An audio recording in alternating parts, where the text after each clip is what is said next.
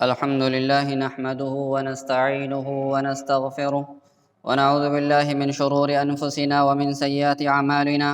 من يهده الله فلا مضل له ومن يضلله فلا هادي له، ونشهد أن لا إله إلا الله وحده لا شريك له، وأشهد أن محمدا عبده ورسوله. أما بعد، فإن خير الحديث كتاب الله، وخير الهدي هدي محمد صلى الله عليه وسلم، وشر الأمور محدثاتها، وكل محدثة بدعة، وكل بدعة ضلالة، وكل ضلالة في النار. أعوذ بالله من الشيطان الرجيم. بسم الله الرحمن الرحيم. يا أيها الناس اتقوا ربكم الذي خلقكم من نفس واحدة وخلق منها زوجها وبث منهما رجالا كثيرا ونساء، واتقوا الله الذي تساءلون به والأرحام، إن الله كان عليكم رقيبا. يا أيها الذين آمنوا اتقوا الله حق تقاته ولا تموتن إلا وأنتم مسلمون. يا أيها الذين آمنوا اتقوا الله وقولوا قولا سديدا يصلح لكم أعمالكم ويغفر لكم ذنوبكم، ومن يطع الله ورسوله فقد فاز فوزا عظيما.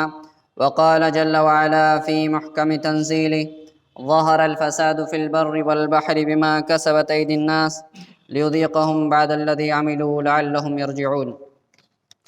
وقال جل وعلا في موضع آخر: إن الأبرار لفي نعيم وإن الفجار لفي جحيم. صد قابل احترام حاضرین جمعہ، نوجوان ساتھیوں، بزرگوں، پیارے بچوں اور تقریر سن رہی پردہ نشین مقدس ماں اور بہنوں، اللہ رب العزت کا بے انتہا کرم، فضل اور احسان ہے کہ ہم آج کے اس بابرکت دن میں، اس بابرکت مجلس میں اکٹھا ہوئے۔ رب کریم سے دعا کریں کہ رب کریم ہمیں کہنے، سننے اور اس سے زیادہ عمل کرنے کی توفیق بخشے۔ معزز سامعین، خطبہ مسنونہ کے اخیر میں نے ایک آیت پڑھی جس کا ترجمہ یہ ہے کہ زمین کے اوپر اور خشکی کے اندر، تری کے اندر، زمین کے اندر، پانی کے اندر فساد پھیل گیا، بگاڑ پیدا ہو گیا لوگوں کے اپنے عملوں کی وجہ سے، اور انہیں جو مصیبتیں آئیں لوگوں کو، یہ اس لیے آئیں تاکہ لوگ لعلہم یرجعون، تاکہ لوگ اپنے رب کی طرف لوٹ آئیں۔ اس آیت کریمہ کی روشنی میں آج جس موضوع پہ ہم بات کریں گے وہ موضوع ہے انسانی زندگی پر گناہوں کے اثرات۔ ہم دنوں رات گناہ کرتے ہیں اور پھر گناہ کرنے کے بعد اپنے دل کو تسلی دینے کے لیے بہت سارے بہانے کرتے ہیں۔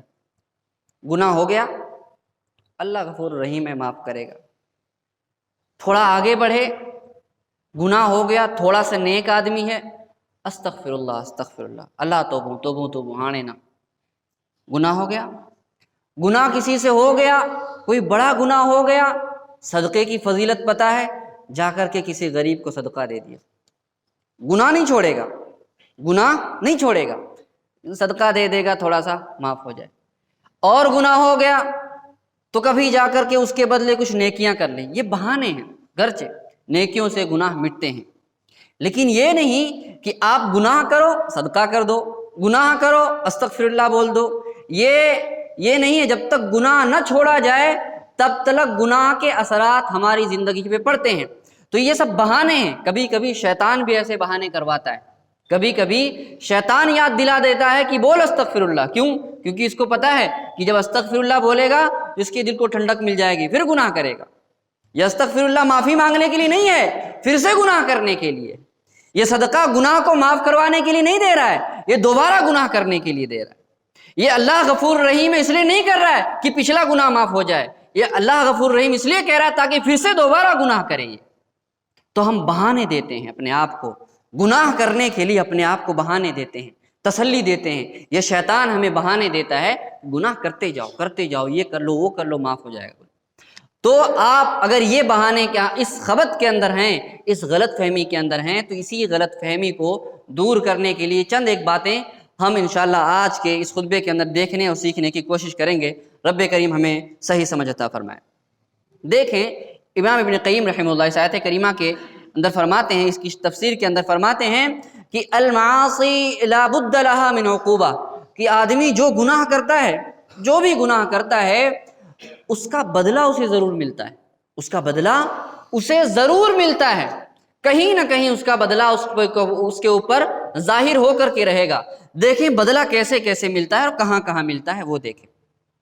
اس کا اثر پڑتا ہے، اس کا اثر، گناہ کا سب سے پہلا اثر جو انسان پہ پڑتا ہے وہ اس کے دل پر پڑتا ہے، اس کے دل کے اوپر پڑتا ہے۔ کیا فرمایا اللہ کے نبی صلی اللہ علیہ وسلم نے کہ جب بندہ کوئی گناہ کرتا ہے تو اس کے دل پر کالا نقطہ رکھ دیا جاتا ہے۔ یہ کالا نقطہ کتنا خطرناک ہے، ابھی دیکھنا، آگے دیکھنا، آگے آتا ہے۔ یہ کالا نقطہ رکھ دیا جاتا ہے، دوسرا گناہ کرتا ہے کالا نقطہ بڑا ہو جاتا ہے، دوسرا تیسرا گناہ کرتا ہے کالا نقطہ بڑھ جاتا ہے، گناہ کرتے رہتا ہے یہاں تک کہ اس کا دل کالا ہو جاتا ہے۔ پھر اس کے بعد اللہ رب العزت اس پہ مہر لگا دیتا ہے، پھر اسے دین کی باتیں سمجھ میں نہیں آتی، نصیحت کی باتیں سمجھ میں نہیں آتی، تقریریں سمجھ میں نہیں آتی، اور یہ جمعہ کے خطبے اثر نہیں کرتے۔ تو اگر آپ مجھ سے پوچھو کہ مولانا تو جمعہ تو ہر پڑھتے ہیں لیکن دین کی سمجھ نہیں ہے، عمل نہیں آ رہا ہے زندگی کے اندر، جمعہ کی یہ خطبے ہماری زندگی کو بدل نہیں پا رہے ہیں، تو اس کی ایک وجہ یہ بھی ہے کہ ہماری زندگی گناہوں سے بھری پڑی ہے، ہمارے دلوں پہ نقطے لگے پڑے ہیں، نقطے اتنے بڑھ گئے ہیں کہ کالے ہو چکے ہیں، اس لیے ہدایت کا اور اصلاح کا کام نہیں ہو پا رہا ہے۔ تو اس کے دل پر یہ اثر پڑتا ہے کہ دل کالے ہو جاتے ہیں۔ اور کیا اثر پڑتا ہے؟ اللہ رب العزت نے فرمایا ان الابرار لفی نعیم وان الفجار لفی جحیم، کہ بے شک جو لوگ نیک لوگ ہیں وہ نعمتوں کے اندر ہوں گے، دنیا کے اندر بھی رہتے ہیں نعمتوں کے اندر، آخرت کے اندر بھی وہ نعمتوں کے اندر رہتے ہیں، رہیں گے جو لوگ نیک ہیں۔ وان الفجار لفی جحیم، اور جو لوگ گنہگار ہیں، فاسق و فاجر ہیں، وہ دنیا کے اندر بھی جحیم میں رہتے ہیں، الجھنوں میں رہتے ہیں، ٹینشنوں میں رہتے ہیں، اور آخرت کے اندر تو ان کے لیے جہنم کا عذاب ہے ہی۔ ابن قیم فرماتے ہیں کہ دنیا کے اندر ایک گنہگار کے اوپر، ایک فاسق کے اوپر ایک گناہ کی سزا اس کو یہ ملتی ہے کہ دنیا کے اندر ایک جو آدمی دین کو چھوڑ کر کے، دین پر عمل نہ کر کے صرف دنیا کرتا ہے، تو اللہ اسے دنیا کے اندر 3 طرح کی سزا دیتا ہے۔ دنیا کے اندر اس کے دل کے اوپر جو گناہ کا اثر پڑتا ہے وہ 3 طرح کا ہوتا ہے۔ اب وہ دنیا کی طلب میں ہے تو اسے دنیا کے اندر 3 طرح کے عذاب میں ڈالا جاتا ہے۔ پہلا عذاب کیا ہے؟ دنیا کے حاصل کرنے سے پہلے کا عذاب کیا ہے؟ آدمی دنیا حاصل کرنا چاہتا ہے، پراپرٹی حاصل کرنا چاہتا ہے، بنگلے حاصل کرنا چاہتا ہے، دنیا کی کوئی بھی چیز حاصل کرنا چاہتا ہے، تو اس کے دل کے اندر غم ہو جاتا ہے، ٹینشن ہوتا ہے، حاصل کرنا ہے، حاصل کرنا ہے، حاصل کرنا ہے۔ کتنی ویادی ہوتی ہے، کتنی چنتا ہوتی ہے، آدمی کو اتنا ٹینشن ہوتا ہے دنیا کمانے کا، اتنی فکر ہوتی ہے، کہتا ہے کہ ٹائم نہیں ہے، اس سے لڑتا ہے، اس سے لڑتا ہے، چڑچڑا ہو جاتا ہے، لوگوں سے جھگڑا کرتا پھرتا ہے، ٹینشن میں۔ کیوں؟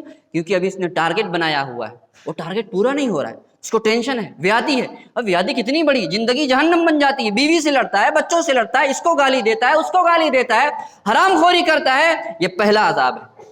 دنیا حاصل کرنے کے پیچھے جب آدمی بھاگتا ہے دین کو چھوڑ کر کے، ہاں یہ الگ بات ہے کہ دنیا، دین کو راستے میں رکھیں، اسی راستے سے چل کے دنیا حاصل کریں، تو یہ دنیا حاصل کرنا بھی نعمت ہے، لیکن صرف ایک راستے پہ چلنا، آخرت کو اپوزٹ سائڈ پہ رکھ کر کے دنیا ہی کے پیچھے بھاگنا، تو اس کے سب سے پہلا عذاب یہ ملتا ہے کہ اس چیز کے حاصل کرنے سے پہلے کا عذاب، ٹینشن، حاصل ہو جائے، حاصل ہو جائے۔ کتنوں کو تو ہارٹ اٹیک ہو جاتا ہے، مر جاتے ہیں اسی ٹینشن کے اندر۔ یہ پہلا عذاب ہے۔ دوسرا عذاب کیا ہوتا ہے؟ جب وہ چیز مل جاتی ہے، وہ چیز مل جاتی ہے، تب یہ ٹینشن ہوتا ہے کہیں یہ چیز ختم نہ ہو جائے، کہیں یہ چیز مجھ سے گھٹ نہ جائے۔ پیسے آ گئے، لکھ پتی بن گئے، کروڑ پتی بن گئے، اب ٹینشن ہو رہا ہے کہ اس کو انویسٹ کہاں کروں، یہ تو پڑھے پڑھے کم پڑ جائے گا، پڑھا ہے کل کو 2 سال بعد تو اس کو ویلیو گھٹ جائے گی، اس کو انویسٹ کرو، زمین کے پیچھے دوڑو، پراپرٹی لو، ہیرے لو، جواہرات لو، یہ لو، وہ لو، اس کو بڑھاؤ، ٹینشن، پھر ٹینشن آیا، اور یہ عذاب بن جاتا ہے اس کے لیے ٹینشن۔ پوچھو کیا حال چال ہے؟ اچھا ہے، یہ مسئلہ ہے، وہ مسئلہ ہے۔ کیا حال چال ہے؟ مولانا سب گڑبڑ چل رہا ہے، دھندا نہیں جم رہا ہے، ادھر انویسٹ کیا تھا، ادھر انویسٹ کیا، ادھر پھنس گیا، ادھر پھنس گیا۔ یہ کیا ہے؟ گناہوں کی سزا ہے۔ دوسرا عذاب کیا ملتا ہے کہ آدمی، دوسرا عذاب اس کو یہ ملتا ہے کہ حاصل ہو جانے کے بعد پھر سے دوسرا یہ ٹینشن ہوتا ہے، یہ جو پیسہ، یہ جو دنیا مل گئی ہے کہیں کھو نہ جائے یہ، اور یہ ٹینشن دکھتا نہیں ہے، آدمی جانتا ہے، ہر آدمی اپنے دل کے اندر اس چیز کو دیکھتا ہے، کتنی ویادی رہتی ہے، اس کتنی ٹینشن رہتی ہے، کتنی چنتا رہتی ہے۔ اور تیسرا عذاب کو کون سا ملتا ہے؟ جب یہ دنیا بعد الزوال، یہ جب اس سے چھوٹ جاتی ہیں، بائی چانس اس کو کوئی نقصان ہو گیا تو یہ ٹینشن تو اس کو الگ سے ہوتا ہے، نقصان ہو گیا اس کی تو بات ہی الگ ہے۔ اور تیسرا عذاب یہ بھی ہے کہ ایک تو یہ ہے کہ دنیا کی کوئی چیز جو ملی تھی وہ آپ سے چلی گئی، آپ کو لاس ہو گیا، آپ کو نقصان ہو گیا، یہ عذاب ہے، یہ عذاب ہے۔ لیکن یہ بھی ہو سکتا ہے کہ آپ پروفٹ کما رہے ہیں، کماتے جا رہے ہیں، دنیا کے اندر تو نقصان نہیں ہوا، لیکن ہوا یوں کہ ایک دن آپ پراپرٹی جمع کرتے کرتے آخر سے چل بسے، تمنائیں رہ گئیں، آرزویں رہ گئی، پراپرٹی پڑی ہے، بنا کے خود گیا، نام اس کے چڑھا ہوا ہے، قبضہ کوئی اور کر رہا ہے، بھائی لڑ رہے، رشتہ دار لڑ رہے پراپرٹی کے اوپر، حساب یہ دے گا، عیش کوئی اور کرے گا پراپرٹی پہ۔ ایسی پراپرٹی جمع کر کے کیا فائدہ، ایسی دنیا جمع کر کے کیا فائدہ کہ میں دنیا جمع کر کے جاؤں اور اس پہ عیش کوئی اور کرے، لڑائی جھگڑا اس کے لیے کوئی اور کرے، لیکن رب کریم مجھ سے سوال کرے کہ میں نے تجھے اتنی ساری دنیا دی تھی، کیا کیا اس کو، میری راہ میں خرچ کیا کہ نہیں کیا؟ اگر ہاں یہ پراپرٹی صحیح طریقے سے تقسیم کر کے جاتا، میراث کے حساب سے بہنوں کو حصہ دے کر کے جاتا، بھائیوں کو حصہ دے کر کے جاتا، ماں باپ کو حصہ دے کر کے جاتا، کسی کی محبت میں گرفتار ہو کے کسی ایک کے نام نہ کر کے جاتا، تو کیا ہوتا؟ یہ اس کے لیے نعمت کا سبب بنتا، اور کچھ دین کے راہ میں ڈال کر کے جاتا تو یہ ساری کی ساری پراپرٹی اس کے لیے خیر و برکات کا ذریعہ بنتی۔ لیکن ایسا نہیں ہوتا، کسی ایک کے نام کر دیا، بہنیں محروم ہیں، ماں باپ محروم ہیں، بھائی محروم ہے، جس سے محبت ہے اس کو مل گیا، جیسے سارے کا سارا حساب اسے دینا پڑے۔ تو 3 عذاب ہوتا ہے دنیا کے، اس کے دل کے اوپر اثر پڑتا ہے۔ پہلا عذاب ملنے سے پہلے، دوسرا ملنے کے بعد، تیسرا جب وہ کھو جاتا ہے، چاہے وہ دنیا کے اندر کھو دے چاہے مرنے کے بعد کھوئے، تو یہ 3 عذاب ہوتا ہے، دل کے اوپر اس کے اوپر اثر پڑتا ہے۔ اور آدمی کے دل کے اوپر ایک اور گناہ کا اثر یہ پڑتا ہے، آپ دیکھیں ایک پہلو سے دوسرا پہلو اس کے اندر یہ ہے کہ آپ دیکھیں آدمی دنیا کما تو لیتا ہے، بہت ساری کما لیتا ہے، کیا ہے؟ پراپرٹی ہے، بنگلہ ہے، جائیداد ہے، اس کے پاس ساری چیزیں ہیں، مولانا دل کو سکون نہیں، ٹینشن رہتا ہے، ویادی رہتی ہے، ساری چیزیں ہیں، دنیا کی ہر چیز ہے، جتنے وسائل ہیں ساری چیزیں ہیں، دل سے ٹینشن ختم نہیں ہوتا۔ کیا وجہ ہے؟ آپ دیکھیں اس دل پر اثر یہ پڑتا ہے، اس دل کا تعلق اللہ کی ذات سے ٹوٹ جاتا ہے، دنیا کی ویادیاں آ جاتی ہیں۔ آپ دیکھیں کسی غریب آدمی کو آپ پکڑیں، ایک غریب آدمی اس کو لیں، اس کا ہاتھ پکڑیں اور اپنے جسے آپ نے 50 لاکھ 1 کروڑ کا جو بنگلہ بنوایا ہے لے جا کر کے اس کے پاس کھڑا کر دیں اور کہیں کہ میرے بھائی تو نے 20 سال 25 سال محنت کی، ایک چھت نہیں بنا پایا، 1 BHK نہیں بنا پایا، چھوٹا سا روم نہیں بنا پایا، تیرے بال بچے بیچارے بھاڑے کے مکان میں رہتے ہیں، پترے کے مکان میں رہتے ہیں، یہ جو 50 لاکھ کا 1 کروڑ کا بنگلہ ہے یہ تیرا ہے، اور یہ جو گاڑی کھڑی ہے بغل میں یہ بھی تیری ہے۔ اس کی خوشی کی حالت کیا ہوگی آپ بتائیے؟ اگر آپ اسے اس غریب کو لے جائیں جس نے 25-20 سال محنت کی اور وہ پترے کے مکان میں رہ رہا ہے، بچوں کی لائف سیٹ نہیں ہے ابھی تک، آپ اس کو لے جا کر کے 50 لاکھ کا بنگلہ دو اور کوئی یہ جو گاڑی ہے اس کی چابی لے، یہ تیری ہے، اس کی خوشی کی حالت کیا ہوگی آپ بتائیے؟ خوشی سے مر جائے گا وہ تو۔ لیکن یہ آپ یقین مانیے یہ ساری چیزیں ہم میں کے بہت سارے لوگوں کے پاس ہیں کہ نہیں ہیں، گاڑیاں ہیں کہ نہیں ہیں، فلیٹ ہیں کہ نہیں ہیں، مکانات ہیں کہ نہیں ہیں، لیکن اس کے باوجود دنیا کی ساری نعمتوں کے ہونے کے باوجود بھی ہمارے دل کے اندر سکون نہیں ہے، اطمینان نہیں ہے، چین نہیں ہے۔ کیا پتہ چلا کہ انسان کی زندگی پر ایک گناہ کا جو اثر پڑتا ہے وہ اس 50 کروڑ کے بنگلے کے اوپر بھاری پڑتا ہے۔ گناہوں کو چھوڑیے، گناہوں سے توبہ کیجئے، استغفار کیجئے۔ یہ جو کالا نقطہ دل کے اندر پڑا ہے یہی چنتا اور ویادی کا سبب یہی ہے۔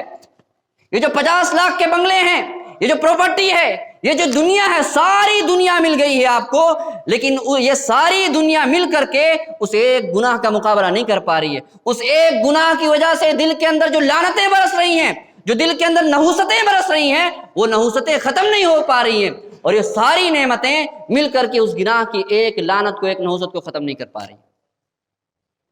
یہ کیوں ہے؟ یہ گناہوں کا اثر ہے ہماری دل کے اوپر، گناہوں کا اثر ہے ہمارے دل کے اوپر۔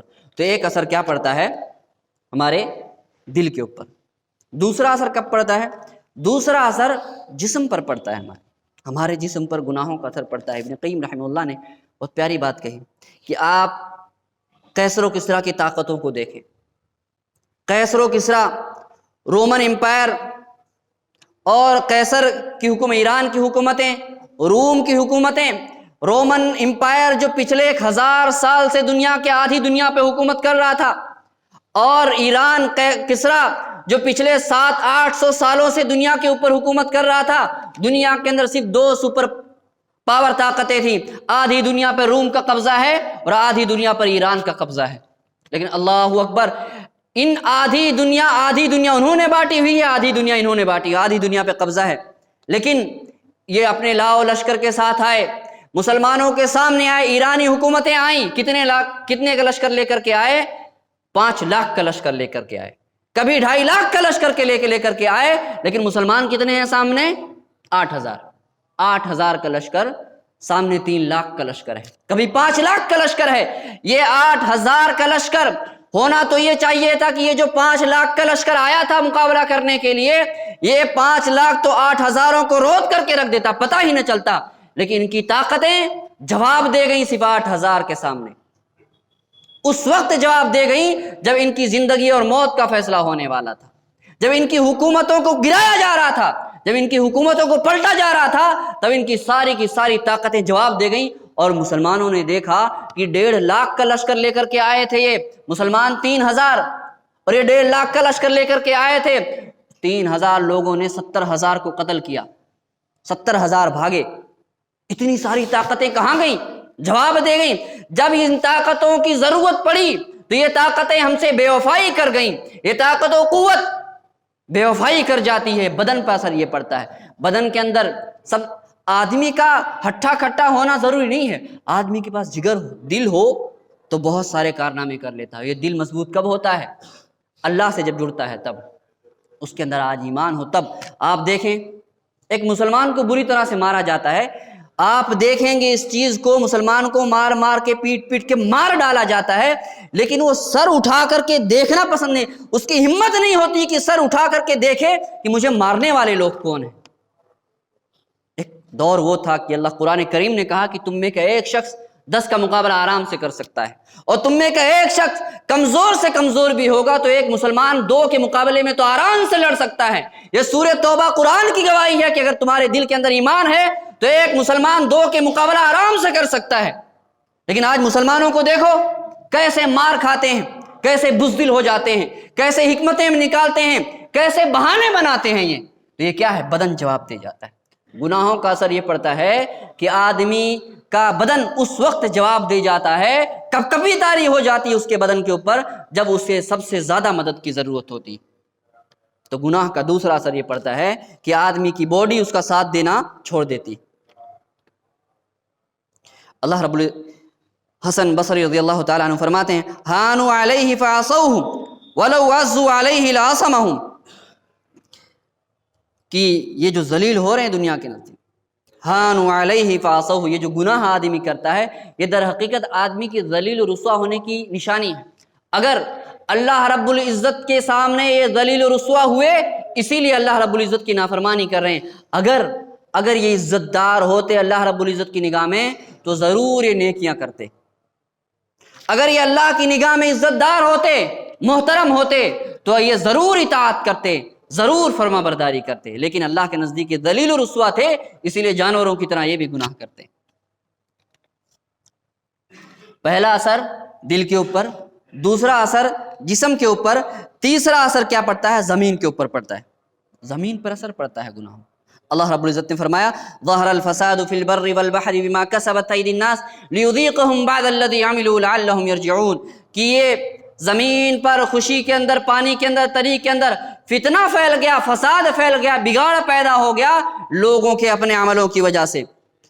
زمین کے اوپر کیسے فساد پھیلتا ہے، اس کا اثر کیسے پڑتا ہے؟ دیکھیں، سب سے پہلا اثر زمین کے اندر فساد یہ پھیلتا ہے کہ زمین کے پیداوار پر فرق پڑتا ہے، زمین کی پیداوار پر فرق پڑتا ہے۔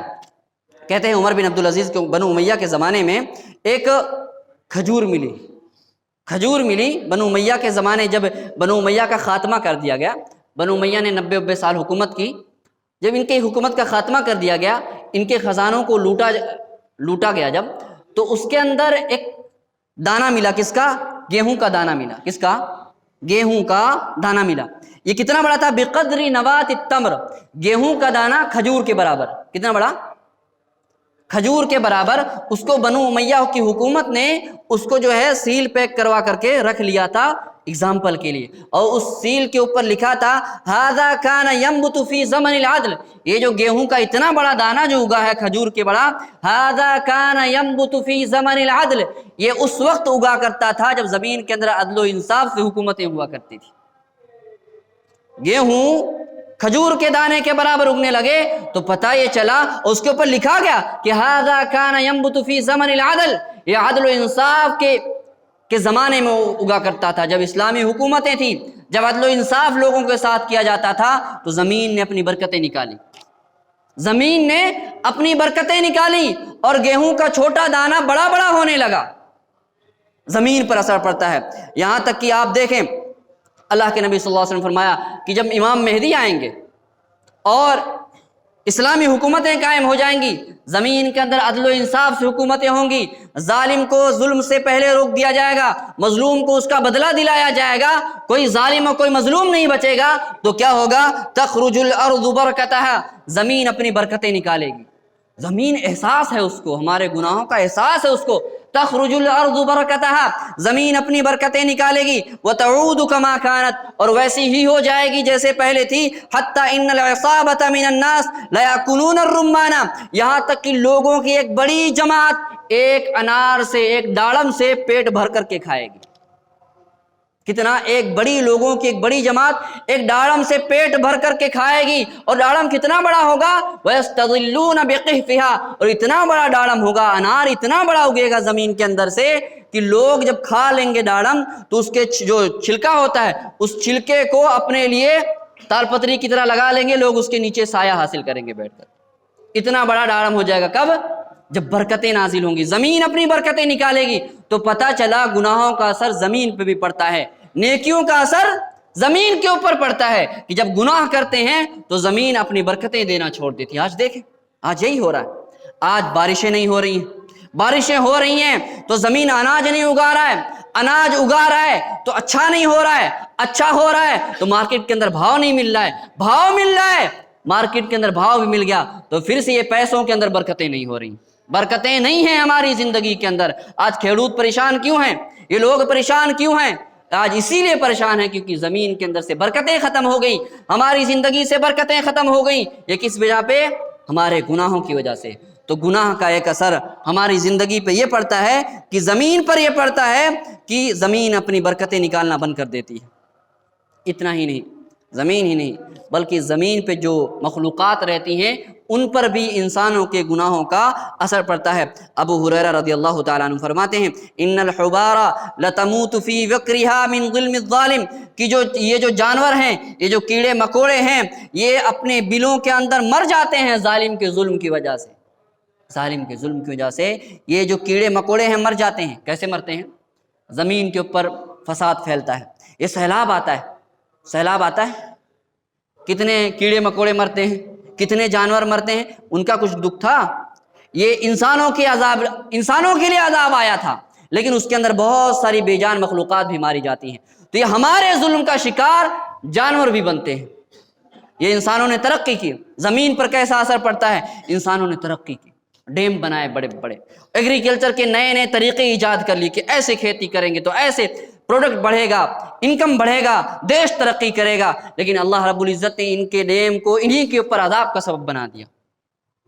جس ڈیم کے ذریعے سے یہ سوچتے تھے کہ اس کے ذریعے سے بستیاں آباد ہوں گی، جس ڈیم کو یہ سمجھتے تھے اس کے ذریعے لوگ کمائیں گے، دیش کا انکم بڑھے گا، لوگوں کی آمدنی بڑھے گی، دیش ترقی کرے گا، وہی ڈیم ان کے لیے موت کا سبب بن گئے. 2 محلے ڈوبے ہوئے ہیں ڈیم کی، انہی ڈیموں کے پانی کی وجہ سے. یہ کیوں ہے؟ یہ عذاب ہے، یہ زمین کے اندر فساد ہے. جب لوگ اللہ کی حدوں کو توڑتے ہیں تو اللہ رب العزت کو بھی جلال آتا ہے، وہ اپنے گناہوں کا بدلہ لیتا ہے، وہ سزا دیتا ہے. اور اس لیے دیتا ہے سزا کہ لعلہم یرجعون، تاکہ بندے لوٹ آئیں میری طرف. اور جانوروں پہ کیا اثر پڑتا ہے؟ ان البہائم، امام مجاہد رحمہ اللہ فرماتے ہیں ان البہائم تلعن عصاة بنی آدم اذا اشتدت السنۃ وامسک المطر، کہ یہ جو چوپائے ہیں یہ بنو آدم کی اولاد کو لعنت بھیجتے ہیں ان کے اوپر جب بارشیں نہیں ہوتی ہیں، جب بارشیں روک دی جاتی ہیں، جب زمین کی پیداوار کم ہوتی ہے تو بنو آدم کو یہ چوپائے لعنت کرتے ہیں اور کیا کہتے ہیں؟ وَتَقُولُ هَذَا بِشُؤْمِ مَعْصِيَةِ ابْنِ آدم، یہ بنو آدم کے، یہ آدم کی اولاد کی گناہوں کی نحوست کی وجہ سے ہم بھی بھوکے مر رہے ہیں، ہمیں اناج نہیں مل رہا، ان کی لعنتیں لگتی ہیں، وہ بد دعائیں کرتے ہیں۔ اور پتہ ہے ایک بے جان، ایک معصوم آدمی، ایک معصوم جانور، ایک معصوم جاندار کسی پر لعنت بھیجے تو اس کا مطلب یہ ہے کہ اس کی لعنت قبول ہوتی ہے، وہ گنہگار نہیں ہے، اور وہ دعا کر رہے ہیں اللہ اس پہ لعنت بھیج ان کی گناہوں کی وجہ سے۔ لعنت کا مطلب کیا ہے؟ لعنت کا مطلب ہے رحمت سے دوری۔ ہم دنیا کے اندر جیتے ہیں، ہر لمحہ ہمیں اللہ کی رحمت کی ضرورت ہے۔ یہ جو سانس ہے یہ اللہ کی رحمت ہے، ایک لمحہ کے لیے، چند سیکنڈز کے لیے یہ نعمت، یہ رحمت رک جائے، ہماری جان ختم ہے۔ تو پتہ چلا جینے کے لیے ہر لمحہ ہمیں اللہ کی رحمت کی ضرورت ہے۔ تو یہ جو چوپائے ہیں یہ بد دعا کرتے ہیں کہ اللہ انہیں اپنی رحمت سے دور کر، انہیں اپنی رحمت سے دور کر، ان کے گناہوں کی وجہ سے ہم پر مصیبتیں آتی ہیں۔ تو پتہ چلا گناہوں کے اثرات ہوتے ہیں، گناہوں کے اثرات ہوتے ہیں، بہت سارے اثرات پڑتے ہیں، دل پر اثر پڑتا ہے، بدن پر اثر پڑتا ہے، زمین پر اثر پڑتا ہے، جانوروں پر اثر پڑتا ہے، یہاں تک کہ آدمی کے نام پر بھی گناہوں کا اثر پڑتا ہے۔ نام پر کیسے اثر پڑتا ہے؟ آپ دیکھیں ایک بے ایمان انسان ہو، فاسق و فاجر انسان ہو، چیٹر انسان ہو، اس کا نام خراب ہوتا ہے۔ کیسے خراب ہوتا ہے؟ نہیں یہ سودا کرنے جیسا نہیں، خراب آدمی ہے، چیٹر ہے، یہ بے ایمان آدمی ہے، فاسق ہے، فاجر ہے، گنہگار ہے۔ گناہ کا اثر ہے نا، بے ایمانی کیا، وہ کیا سوچتا ہے کہ کسی کو ٹھگ کر کے، کسی کو بیوقوف بنا کر کے وہ دنیا بنا لے گا؟ وہ یہ سوچتا ہے کسی کو بیوقوف بنا کے دنیا بنا لے گا، پراپرٹی اور جائیداد والا ہو جائے گا، لیکن اس نے دنیا تو کمائی لیکن اپنی عزت گنوا بیٹھا، اپنی عزت گنوا بیٹھا۔ تو نام پر اثر پڑتا ہے، نام پر بھی گناہوں کا اثر پڑتا ہے۔ لوگ کہتے ہیں کہ یہ فاسق ہے، یہ گنہگار ہے، یہ فسادی ہے، یہ خبیث ہے، یہ بدکار ہے، یہ چور ہے، یہ جھوٹا ہے، یہ خائن ہے، کتنے سارے ناموں سے برایا جاتا ہے۔ یہ لوگ آپ کو سزا نہیں دے رہے ہیں، یہ اللہ رب العزت ہمارے گناہوں کی ہمیں سزا دیتا ہے۔ تو نام پر بھی اثر پڑتا ہے، نام پر بھی ہمارے گناہوں کا اثر پڑتا ہے۔ اس کے بالمقابل ایک نیک انسان ہو، چاہے کتنا ہی اپنی لمٹ میں رہتا ہے، اللہ کی کھاتا ہے، کسی کا حرام خوری نہیں کرتا، حلال روزی کی تلاش میں رہتا ہے، لوگ کیا کہتے ہیں؟ آدمی اچھا ہے یار، جو ملتا ہے خوشی سے رہتا ہے، اللہ کا شکر ادا کرتا ہے، آدمی اپنی لمٹ میں رہتا ہے، آدمی اپنے اوقات میں رہتا ہے، یہ کسی کے لینا دینا روکتا نہیں ہے، اچھا آدمی ہے، لوگ تعریف کرتے ہیں نا اس کی۔ اور ایک بات یاد رکھو، جب کسی بھائی کی، کسی مسلمان کی اس کے پیٹھ پیچھے تعریف کی جاتی ہے تو فرشتے اس کے لیے دعا کرتے ہیں کہ اللہ اس پر رحم کر، یہ آدمی نیک ہے، اللہ اس پر رحم کر، اسے معاف فرما، اسے جنت میں داخل فرما۔ تو کدھر نام پر اثر پڑتا ہے، دنیا پہ اثر پڑتا ہے، آخرت پر اثر پڑتا ہے۔ تو گناہوں کا اثر ہماری زندگی کے اندر پڑتا ہے۔ ہم اپنے آپ کو دھوکے کے اندر نہ رکھیں، ہم اپنے آپ کو شیطان کے دھوکے کے اندر نہ رکھیں کہ گناہ ہو گیا تو کہہ دیں کہ اللہ غفور رحیم ہے، گناہ ہو گیا تو زیادہ بڑھ کر کہہ دیں اللہ استغفر اللہ کہہ دیا، توبہ توبہ اب کبھی گناہ نہیں ہوگا، گناہ ہو گیا تو جا کر کے کسی کو صدقہ دے دیا، ٹھیک ہے یہ سب توبہ کرتے رہیے، استغفار کرتے رہیے، صدقہ و زکوٰۃ کہتے رہیے، لیکن اس کا مطلب یہ نہیں کہ آپ یہ سب کرتے جاؤ اس لیے کرتے جاؤ تاکہ دوبارہ گناہ کرنے میرے لیے آسان ہو جائے۔ نہیں، گناہوں کو چھوڑنا اصل ہے، دین یہ چاہتا ہے، اللہ کی شریعت یہ چاہتی ہے، اللہ کے نبی کا دین یہ چاہتا ہے، اور اللہ رب العزت کی مرضی یہ ہے کہ لوگ میری مخالفت نہ کریں۔ اور لوگوں یہ نہ سوچو کہ گناہ کتنا چھوٹا ہے یا گناہ کتنا بڑا ہے، بلکہ یہ سوچا کرو جب گناہ کرنے جایا کرو، چاہے چھوٹا ہو چاہے بڑا ہو، یہ سوچا کرو کہ میں کس ذات کی نافرمانی کر رہا ہوں، کس ذات کی نافرمانی کر رہا ہوں۔ وہ ذات بہت بڑی ہے، وہ حکمتوں والی ہے، وہ جبار ہے، وہ قہار ہے، وہ عزیز ذو انتقام ہے، وہ بدلہ لے سکتی ہے۔ اپنے آپ کو اس دھوکے میں نہ رکھو کہ اللہ غفور رحیم ہے۔ اللہ رب العزت فرماتا ہے ان اللہ عزیز ذو انتقام، وہ قوی اور شدید ہے، زبردست بدلہ لینے والا ہے۔ جیسے اللہ کی صفت یہ ہے کہ وہ معافی مانگنے والوں کو، توبہ استغفار کرنے والوں کو معاف کرتا ہے، سجدہ کرنے والوں کو معاف کرتا ہے، ویسے وہ گناہ کرنے والوں کو اسے سزا دینا پسند ہے۔ اپنے آپ کو اس دھوکے میں نہ رکھا جائے کہ اللہ ہر ایک کے لیے بخشنے والا ہے، اللہ ہمیشہ ہر گناہ کو معاف کر دیتا ہے۔ میرے بھائیو ایسا نہیں ہے، اللہ توبہ کرنے والوں کو معاف کرتا ہے، توبہ استغفار کرنے والوں کو معاف کرتا ہے، جو اس کے سامنے ہاتھوں کو اٹھاتے ہیں، روتے ہیں، گڑ گڑاتے ہیں، رب کریم انہیں معاف کر دیتا ہے۔ لیکن جو اس رحم کی صفت کو، اس غفور رحیم ہونے کو دلیل بنائے کہ میں گناہ کیوں کروں، میں گناہ اس لیے کر رہا ہوں کیونکہ اللہ غفور رحیم ہے، میں حرام خوری اس لیے کر رہا ہوں کیونکہ اللہ غفور رحیم ہے، میں بدکاریاں اس لیے کر رہا ہوں کیونکہ اللہ غفور رحیم ہے، میں سود بیاج اس لیے کھا رہا ہوں کیونکہ اللہ غفور رحیم ہے، میں گناہ پہ گناہ اس لیے کرتے جا رہا ہوں کیونکہ اللہ غفور رحیم ہے، میں لوگوں کی ذلت و رسوائی کا سامان اس لیے بن رہا ہوں کیونکہ اللہ غفور رحیم ہے۔ اللہ کی اس عظیم الشان صفت کو، اس عظیم الشان صفت کو ہم نے اس عظیم الشان صفت کا استعمال کر کے زمین کو گندگیوں سے بھر دیا ہے، اسی لیے ہمیں ہماری گناہوں کی سزا مل رہی۔ لوگوں اللہ غفور رحیم ہے لیکن گنہگاروں کے لیے اللہ بدلہ بھی لیتا ہے، اور جیسے اللہ کو توبہ کرنے والے پسند ہے کہ انہیں معاف کرنا پسند ہے، ویسے گنہگار کو سزا دینا بھی اللہ کو پسند ہے۔ اللہ کو پسند ہے کہ گنہگار کو سزا ملے، گنہگار کو سزا ملے، لعلہم یرجعون، تاکہ اپنے گناہوں سے لوٹ کر کے میری عبادت کی طرف چلائے۔ رب کریم سے دعا ہے کہ رب کریم ہمیں دین پر عمل کرنے کی توفیق بخشے۔ وآخر دعوانا الحمدللہ۔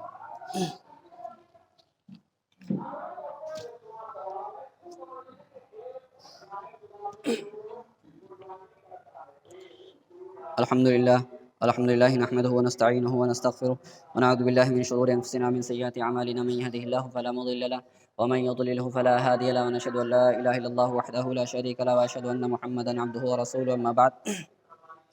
إن الله وملائكته يصلون على النبي يا أيها الذين آمنوا صلوا عليه وسلموا تسليما. اللهم صل على محمد وعلى آل محمد كما صليت على إبراهيم وعلى آل إبراهيم إنك حميد مجيد. اللهم بارك على محمد وعلى آل محمد كما باركت على إبراهيم وعلى آل إبراهيم إنك حميد مجيد. أقيموا الصلاة.